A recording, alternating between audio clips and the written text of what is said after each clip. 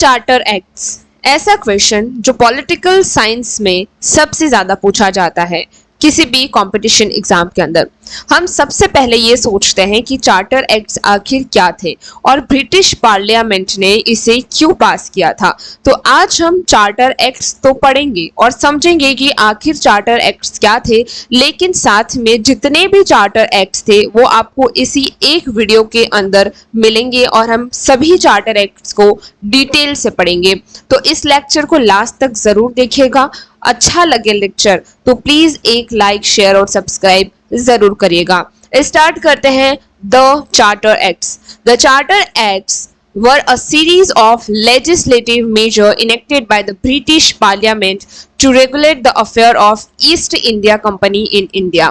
यानी charter acts वो series है लेजिस्लेटिव मेजर्स की जो ब्रिटिश पार्लियामेंट ने ईस्ट इंडिया कंपनी के जितने भी अफेयर्स हैं, चाहे वो फाइनेंशियल हो, कमर्शियल हो या फिर एडमिनिस्ट्रेटिव हो, उन सभी अफेयर्स पे रूल्स लगाया था। उनको रेगुलेट करने के लिए ये जितने भी एक्ट्स हैं वो पास किए गए थे ताकि ईस्ट इंडिया कंपनी पे लिमिटेशन लगाया जा सके।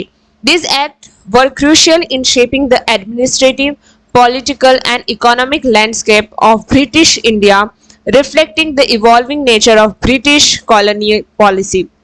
यानी ये जितने भी एक्ट्स हैं चार्टर एक्ट्स वो कहीं ना कहीं ब्रिटिश इंडिया, जो ईस्ट इंडिया कंपनी इंडिया के अंदर राज कर रही थी, रूल कर रही थी, उनके एडमिनिस्ट्रेटिव, पॉलिटिकल और इकोनॉमिक स्ट्रक्चर को काफी हद तक शेप करता है। यानी किस तरीके से उनका जो डेवलपमेंट हुआ था वो इन ब्रिटिश इंडिया के अंदर वो सारा यहाँ पर बताता है। तो चार्टर एक्ट, जब एक एक चार्टर एक्ट आता गया, काफी ज्यादा एडमिनिस्ट्रेटिव, पॉलिटिकल और इकोनॉमिक चेंजेस होते गए। और हम ये भी कह सकते हैं कि ब्रिटिश ईस्ट इंडिया कंपनी जो कि एक ट्रेडेड कंपनी थी या फिर एक ट्रेडिंग कंपनी थी, वो एक एडमिनिस्ट्रेटिव पॉलिटिकल फॉर्म के अंदर चेंज हुई थी सिर्फ चार्टर एक्ट के थ्रू। तो आज हम इस पूरे चार्टर एक्ट को डिटेल में पढ़ेंगे।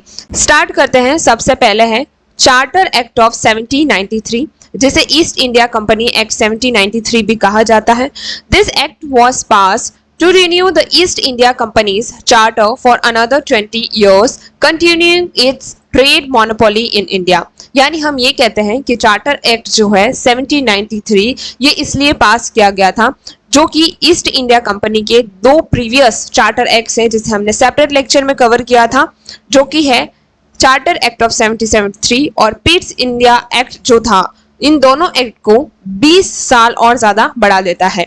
यानी ईस्ट इंडिया कंपनी का ट्रेड मोनोपोली इंडिया के अंदर 20 साल तक क्या करता है, बढ़ा देता है। तो ये चार्टर एक्ट बहुत ही इंपॉर्टेंट होता है ईस्ट इंडिया कंपनी के लिए, क्योंकि 20 साल की ट्रेड मोनोपोली इससे उसको मिल जाती है। अब बात करते हैं की प्रोविजंस की, यानी इस चार्टर एक्ट के की प्रोविजंस क्या है। सबसे पहले एक्सटेंशन ऑफ कंपनीज मोनोपोली, यानी कहीं ना कहीं कंपनी की मोनोपोली को एक्सटेंड किया गया है। This companies exclusive trading privilege in India were extended for another 20 years, यानी जो सालों से ट्रेडिंग करती आ रही है ईस्ट इंडिया कंपनी इंडिया के अंदर, उसको 20 साल और बढ़ा दिया गया था इस एक्ट के तहत। यानी 1793 के एक्ट से 20 years एक्सक्लूसिव ट्रेड प्रिविलेज मिल गया था कंपनी को इंडिया के अंदर। दूसरा, क्राउन सॉवर्जिनिटी असर्टेड, यानी पहले जो कंपनी थी उसके पास अपने अधिकार थे, वो अपनी मर्जी से जो चाहे वो कर सकती थी। लेकिन अब जो क्राउन है या फिर हम कह सकते हैं ब्रिटिश गवर्नमेंट है, उसका तो उस पे कहीं ना कहीं क्या था, टारगेट था या फिर उसके रोल्स थे उसके अंदर, है ना। लेकिन क्राउन की सॉवर्जिनिटी, यानी जो वहां का क्राउन था उसके बिहाफ पे उनको सॉवर्जिनिटी दी गई थी। यानी it explicitly stated that company's acquisition of sovereignty in India, यानी जो 20 साल का उन्हें प्रिविलेज मिला है ट्रेड का, वो किसके बिहाफ पे मिला है, on behalf of crown, not in its own right, मतलब उसका अधिकार नहीं है, ये किसका अधिकार है, क्राउन का अधिकार है।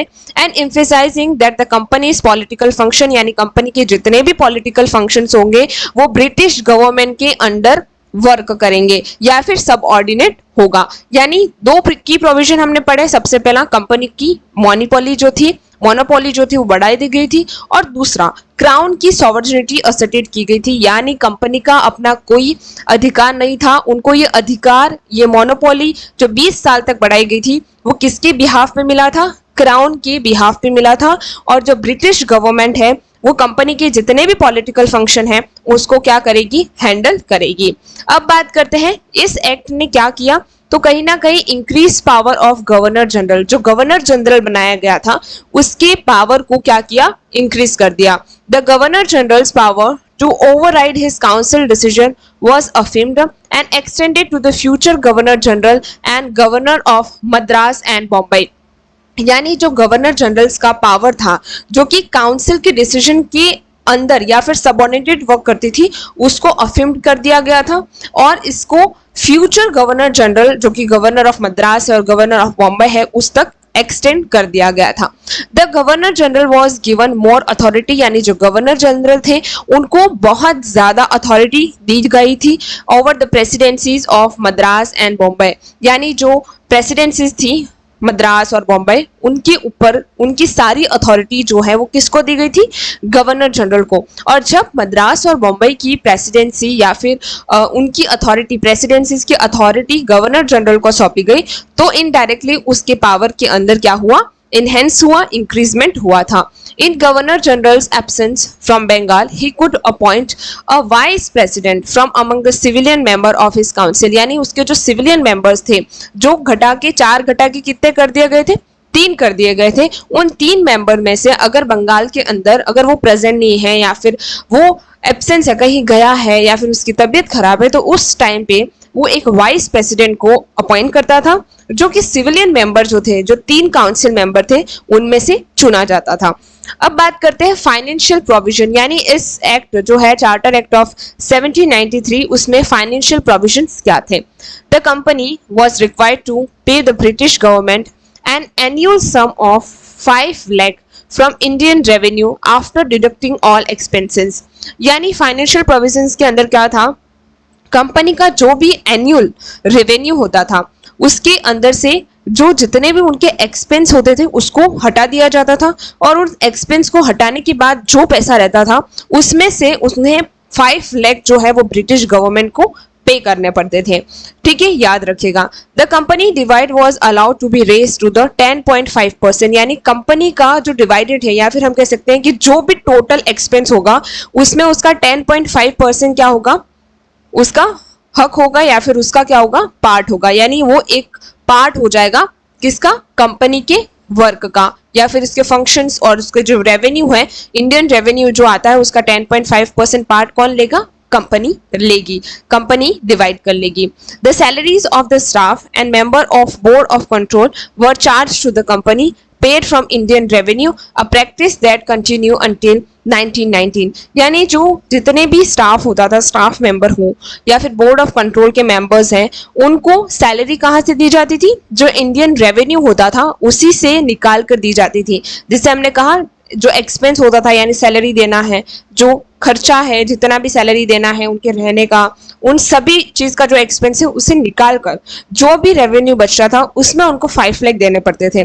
तो वो जो एक्सपेंस था वो क्या था, जो स्टाफ होता था या फिर जो मेंबर्स होते थे उन्हें सैलरी देनी पड़ती थी, जो कि कब तक इंडियन रेवेन्यू से उनको सैलरी मिलती रही कंटिन्यूसली 1919 तक। अब जुडिशियल रिफॉर्म की बात करते हैं कि चार्टर एक्ट ऑफ 1793 एक्ट से कौन से जुडिशियल रिफॉर्म्स किए गए थे। It separated the revenue administration from judicial function. यानी जितने भी रेवेन्यू एडमिनिस्ट्रेशन यानी रेवेन्यू से रिलेटेड जितना भी एडमिनिस्ट्रेशन वर्क था वो कहीं ना कहीं जुडिशियल फंक्शन से सेपरेट कर लिया गया था, leading to the abolition of Mal Adalat. जो रेवेन्यू कोड था उसको पूरी तरीके से क्या किया था, अबॉलिट कर दिया था, यानी उसको डिसमिस कर दिया गया था।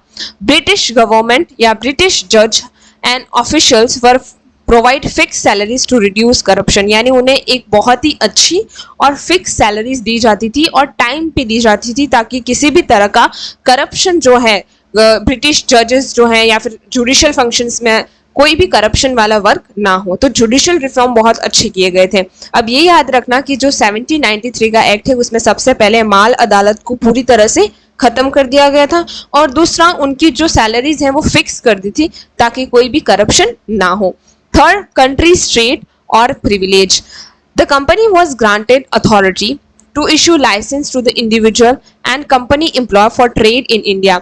यानी कंपनी जो है ईस्ट इंडिया कंपनी, वो खुद उनके इंडिविजुअल यानी पर्सनल, अगर उन्हें कोई एम्प्लॉय करना है, उन्हें पर्सनल कोई बिजनेस करना है, तो उसके लिए लाइसेंस इशू करके देती थी, जो कि इंडिया के अंदर ट्रेड करने का उन्हें क्या देता था, राइट देता था, which facilitate the country trade include in the infamous अफीम शिपमेंट टू द चाइना। जिसमें क्या इंक्लूड था, क्या फैसिलिटेट था कि जो लाइसेंस बनाए जाएंगे उसमें यह भी ऐड था कि अगर आपको कंट्री के अंदर ट्रेड करना है वो आप कर सकते हैं, और साथ ही में जो अफीम शिपमेंट होता है जो चाइना से किया जाता था वो भी आप कर सकते हैं। तो लाइसेंस में दो चीजें अलाउ थी, एक तो आप कंट्री के अंदर ट्रेड कर सकते हैं और दूसरा अफीम शिपमेंट चाइना से कर सकते हैं।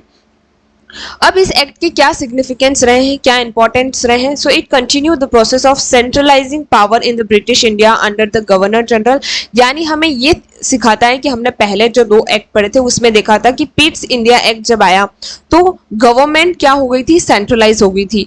तो इस एक्ट से हमें ये पता चला कि फिर से जो गवर्नर जनरल है उसको काफी ज्यादा पावर्स दे दिए गए हैं, काउंसिल ऑफ जो उसकी काउंसिल ऑफ मिनिस्टर्स हैं उनसे भी ज्यादा उसे पावर दिए गए हैं, प्रेसिडेंसीज हैं उनको भी कहीं ना कहीं ओवरराइड किया गया है, गवर्नर जनरल के अंडर सबऑर्डिनेट किया गया है। तो इससे हमें ये पता चलता है कि एक सेंट्रलाइज गवर्नमेंट बंगाल के अंदर क्या हुई थी, क्रिएट हुई थी। It formally establish the British crown supremacy over companies territorial possession.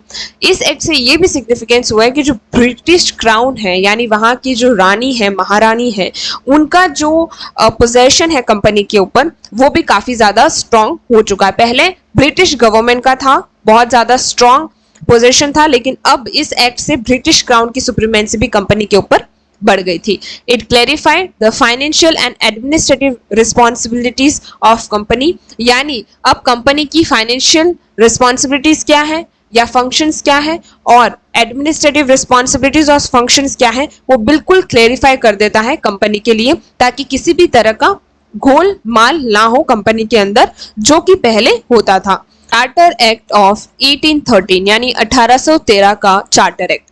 This act was significant as it marked the beginning of shift in British policy toward India, particularly concerning trade and education.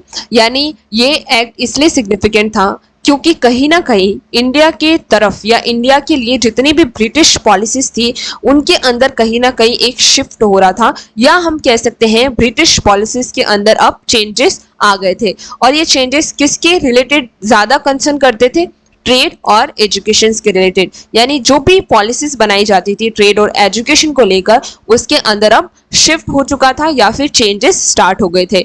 अब की provisions की बात करते हैं। End of company trade monopoly यानी partial की अगर बात करें, the company trade monopoly in India was abolish except for trade in T and trade with China. जैसा कि हमने पहले देखा कि जो ट्रेड की मोनोपोली है वो 20 साल तक क्या थी, बढ़ा दी गई थी, लेकिन अब 1813 चार्टर एक्ट के थ्रू जो कंपनी की मोनोपोली थी वो खत्म हो चुकी थी।